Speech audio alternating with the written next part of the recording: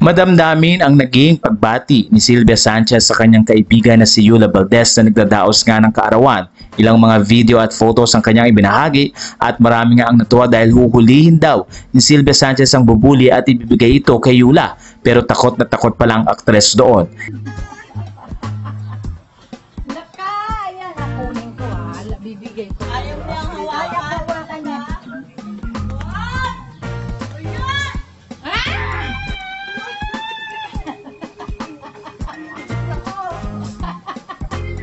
Puro laki-laking tao, takot sa bubuli.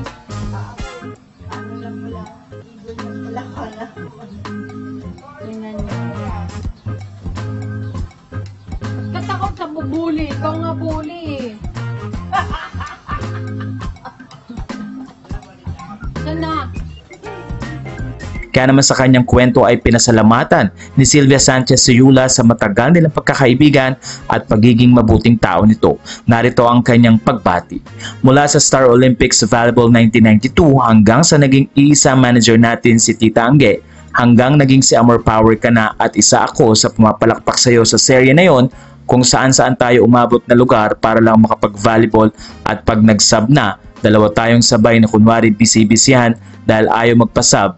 Haha, buwakaw. Nagsama sa pelikula sa Sierra Gang sa naging inaanak ko si Yana at naging inaanak mo si Atay de Gala. At gang sa mga anak ko na ngayon ang mga katrabaho mo. Hanggang sa binansagan na kitang kabuti dahil ikaw ang kaibigan na mawawala at lilitaw na lang bigla. Kaibigang hindi laging magkakasama pero ang pagmamahalan sa isa't isa ay nananatiling matibay at matatag.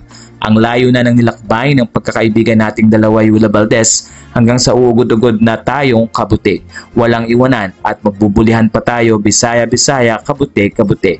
Mahal kita mula noon, kahapon at ngayon at mamahalin pa din kita bukas at sa darating pang araw sa buhay natin. Sa susunod, hindi na bubuli, pambubuli ko sa'yo, kundi buwaya na. Ang sarap mo tingnan na hindi ka makababa dahil sa bubuli. Maligayang kaarawan, kabuti. Sa puntong ito ay maraming netizen ang natuwa sa napakagandang mensahe ni Sylvia Sanchez para kay Yula Valdez. Mula dito sa Pinoy Showbiz Latest, happy birthday Miss Yula!